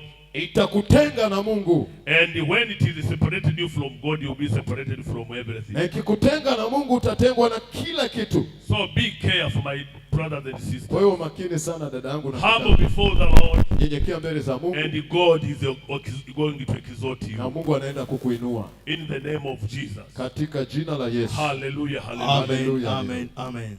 Did you get anything? Je, umeelewa chochote? Umepata chochote? You can now stand up. Stand on your feet, please. Yes, simama kwa miguu yako. Hallelujah, hallelujah.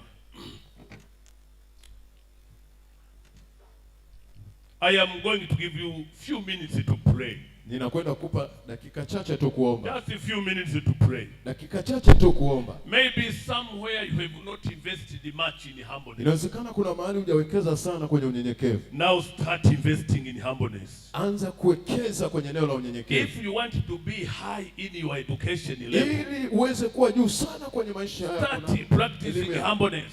Anza kuishi maisha ya unyenyekevu. If you want to get a good family in the future, ili uweze kuwa na familia nzuri sana, practice humbleness. Jifunze unyenyekevu. So if you have not invested much, kama hujawekeza sana, please do it today. Wekeza sana kwenye unyenyekevu.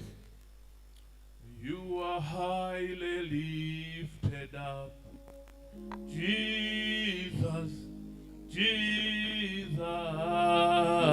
You are highly lifted up, Jesus, Jesus.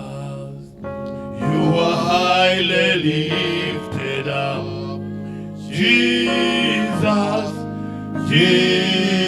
Jesus. You are highly lifted up, Jesus. You are highly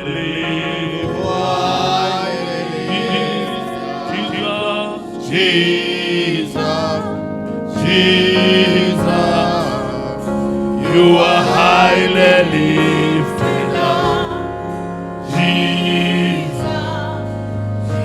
You are highly lifted.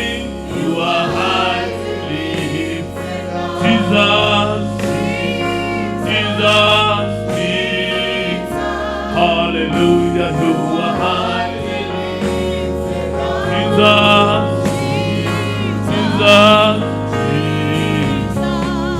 Jesus. Father, we thank you for this moment that Baba, you've given. tunakushukuru kwa majira haya. Please keep on praying. Just pray. If you have done Tafadhali endelea kuomba. any rudeness or we have lived a pride life, Omba Mungu aondoe kiburi, alete I unyenyekevu. am giving you this time to pray and Ni repent. majira ya kuomba, muombe Mungu. Father, we are coming before you now. Baba, tunakuja mbele zako. We thank you for your word. Tunakushukuru kwa neno lako. We pray that you are going to intervene in our life, Tunaomba kwamba unakwenda kuingilia kwenye in maisha yetu. every area of our life Na katika eneo la maisha yetu where we have practiced proudness, ambapo tumeishi maisha yasiyokuwa ya where we unyenyekevu. have not obeyed you, Mahali ambapo hatujakutii wewe. where we have not obeyed our leaders, Mahali ambapo hatujawatii viongozi wetu. where we have not obeyed your servants. Mahali ambapo hatujawatii watumishi wako. This moment, oh Lord, Huu muda Mungu wetu. we pray that you forgive us. Tunaomba utusamehe In the name of Jesus, katika jina la Yesu. cleanse us with the blood of Jesus Christ. Ututakase na kutusafisha kwa damu ya Yesu. Wash everyone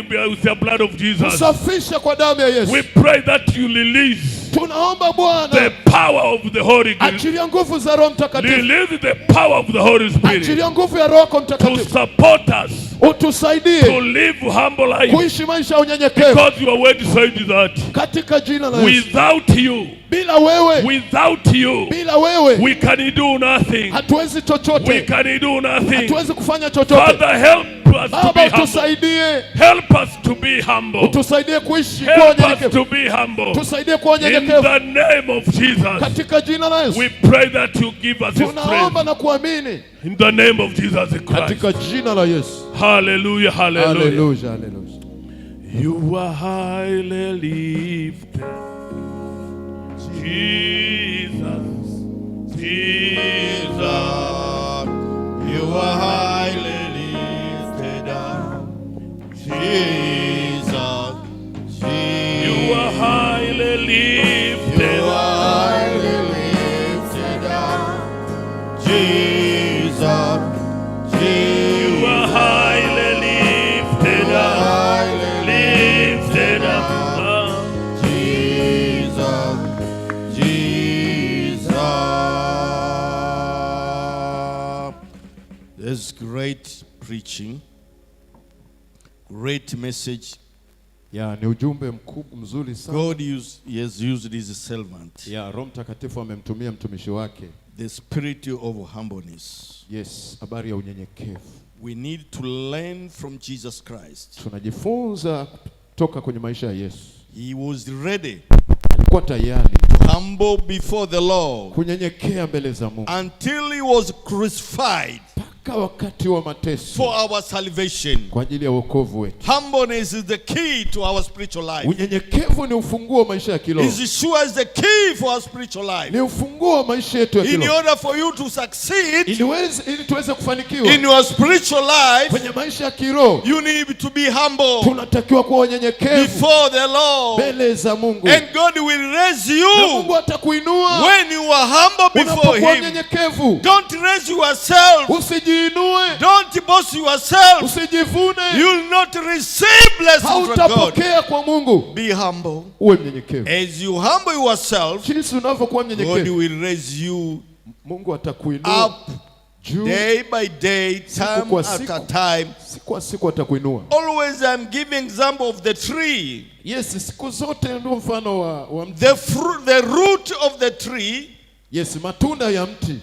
the root. Yes, Mzizi. ya mzizi ule wa The root of the trees, ule mzizi mkuu wa, and the root is going deeper and deeper. vile ule mzizi unavyokwenda chini zaidi, The tree is going higher and higher and higher. mti ndivyo unavyokwenda juu zaidi zaidi. That's the spirit of humbleness. Hiyo ndio roho ya unyenyekevu. The more you go down, Vile unavyokwenda chini the sana, God will raise you ndivyo Mungu more and anavyokuinua more. juu sana. Hallelujah. Hallelujah. It's a great message. Yes, ni I'm ni very ujumbe pleased wa with ajabu this. sana. I am very pleased with this message. Yaani nimependa sana huu ujumbe. May God bless you, servant Mungu of akubariki God. sana mtumishi wa Mungu. Hallelujah. Hallelujah. So my friend, Yes, rafiki yangu, as you are believing this church, unapokuwa hapa kanisani, this is the TAG, Christ the Cornerstone Christian Center. yaani mahali hapa ni mahali ambapo ni center ambayo Mungu ameiweka. My friend, Rafiki yangu, you need to meditate yourself how you have been living. yes, unatakiwa sana kutafakari. You think yourself. Fikiri sana wewe. And if there is any boasting, Na kama kuna kiburi, kuna any pride, yes, majivuno, you need to pray before the Lord. unatakiwa kuomba sana mbele za Mungu. As you may be aware that it was the pride who caused Satan to be casted away. Unatakiwa ujue ni kiburi ndio kisababisha shetani akapigwa na Mungu. So if the same person, Yes, na wewe pia. if he is having a pride, Yaani ujue mtu akiwa na kiburi, he will pay the cost. unatakiwa kulipa gharama. You will pay the cost. Unatakiwa ulipe gharama So you need to remove the pride in your life. ili kuondoa kiburi kwenye maisha And yako. you have the spirit of humbleness Na uwe na roho ya to unyenyekevu. live longer. Uishi maisha Is a marefu. healthy life. Ukiwa na maisha ya afya njema. Hallelujah. Hallelujah. Let us thank God for this Kwa wonderful kweli message. tumshukuru Mungu kwa message, ujumbe mzuri sana. Let us pray. Father, we thank you. Baba tunakushukuru. We glorify your holy name, Father. Tunakutukuza kwa jina lako. Thank you so much, Lord, Asante Yesu. for the wonderful message of humbleness, mzuri Lord. sana wa unyenyekevu. Thank you to changing us, Lord. Asante kutubadilisha. Lord, so that we'll be humble before you, Ili Lord. tuwe wanyenyekevu mbele Humble zako. before your word. Mbele za neno Humble lako. before your instruction, Kunyenyekea directives. maelekezo yote. Upon your directive, Lord. Maagizo yote. Let's give us the spirit of obedience Utupe roho ya utii and humbleness, oh na Lord. unyenyekevu. Thank you so much, Lord. Asante Yesu. We thank you, we bless you. Bwana tunakushukuru, In Jesus' tunakutukuza. mighty name. Katika jina la Yesu. Bless your servant also. Bariki mtumishi Give wako. more revelation, Lord. Upe mafunuo Use mengi. him more and more, Lord. Tumie zaidi na zaidi. I thank you and bless you, Almighty God. Tunakushukuru, tunabariki. Amen. Amen. Amen. Amen. Hallelujah. Amen. Hallelujah. You may be seated now. Yes, unaweza kuketi. It is time for the announcement. Ni muda wa matangazo. First of all, I have to thank you very much. Jambo la kwanza ninakushukuru sana. As you may be aware that my brother passed away Kama unavyoelewa nilikuwa na kaka yangu ametwaliwa on 4th of this month. Yes, tarehe 4 ya mwezi huu. So we have to travel tulisafiri to take him to where he belongs, home. Tulisafiri kwenda kumzika. Yeah, at Machame Moshi there. Maeneo ya Machame Moshi. And we buried him on Monday actually. Na siku ya Jumatatu tulimzika. We buried him there. Tulimzika maeneo hayo. So I thank you so much. Nakushukuru sana for your prayer kwa ajili ya maombi yako and for your contribution also. Na kwa mchango yenu. The fuel you contributed, I received it when I was there. Mlivyochangia nilipokea nikiwa kule mchango yenu. So may God bless you very much. Kwa kweli Mungu awabariki sana. And I arrived safely. Na nilifika salama, nilirudi salama. We thank God for that. Tunamshukuru Mungu. May God bless you. Mungu awabariki sana. Hallelujah. Another announcement. Tangazo la pili. The WWK. Watu wa WWK. They have their celebration week. Wana wiki yao.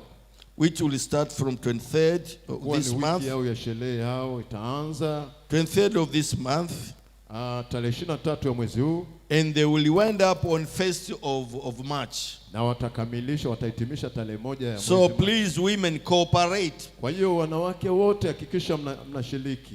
So for this celebration. Kwa ajili ya sherehe yenu. It's only 1 week in a year. Ni wiki moja tu kwa mwaka. So please tafadhali be well prepared. Jiandaeni kabisa. And dedicate your time for that. Na weka vizuri muda wako. Hallelujah. Yes. And from 17th, na kuanzia tarehe 17 next week, wiki ijayo, we have a camp prayer here in this tutakuwa na church. kambi ya maombi hapa. Yes, for 4 days. Kwa siku 4. We'll start from Tuesday up to Friday. Itaanza siku ya Jumanne mpaka siku ya So we'll be here praying for revival. Tutakuwa hapa tunaombea uamsho. For revival, and it will be a fasting prayer. Na itakuwa kwa mfumo wa kufunga. So please 12 hours fasting. Masaa 12, mfungo wa masaa 12. So be ready for that. Uwe tayari kwa ajili ya jambo hilo. We need the revival. Tunahitaji uamsho. And the revival require prayer. Na uamsho unahitaji maombi. And prayer is you and me. Na maombi ni wewe na mimi. So please, from 17th we will have that revival, the revival praying camp meeting. Kwa hiyo tafadhali kuanzia tarehe 17 tutakuwa na kambi ya maombi here in this church. Hapa kanisani. So please prepare yourself for that. Jiandae kwa ajili ya maombi hayo. Another announcement. Tangazo lingine. After the second service, baada ya ibada ya pili, we have the annual meeting. Tutakuwa na mkutano mkuu. So be prepared and we'll have bites and other things. Yes. Jiandae, lakini pia tutakuwa na vitafunwa na vitu kama vinywaji. So please don't go away. If you go this time, you need to return. Kwa hiyo usiende mbali. Kama utaondoka muda huu, hakikisha unarudi. Hallelujah. Another announcement, Tangazo lingine, this coming Saturdays, yes, wiki ijayo Jumamosi on 21st, itakuwa tarehe 21 at Buguruni TAG, kanisa la TAG Buguruni, the Kasfeta and junior teachers, kutakuwa na walimu pamoja na watu wa Kasfeta. they are going to meet there, meeting with their secretary general Watakutana pale na katibu mkuu of children wa watoto at Buguruni there, hapo Buguruni, from 8 in the morning, kuanzia majira ya saa 3 asubuhi. 8 saa mbili. Saa 2. From 8 in the morning. Kuanzia saa 2 asubuhi. So if you know yourself you are a teacher, Kwa hiyo kama unajua ni mwalimu wa watoto, please prepare yourself to attend jiandae kuhudhuria at Buguruni maeneo ya Buguruni from 8 kuanzia saa 2 this coming Saturday. ya wiki inayokuja Jumamosi. Hallelujah. So the other announcement is to be announced by the elder. Matangazo mengine yatatangazwa na mzee wa kanisa. Please come. Karibu mzee wa kanisa. Mm-hmm.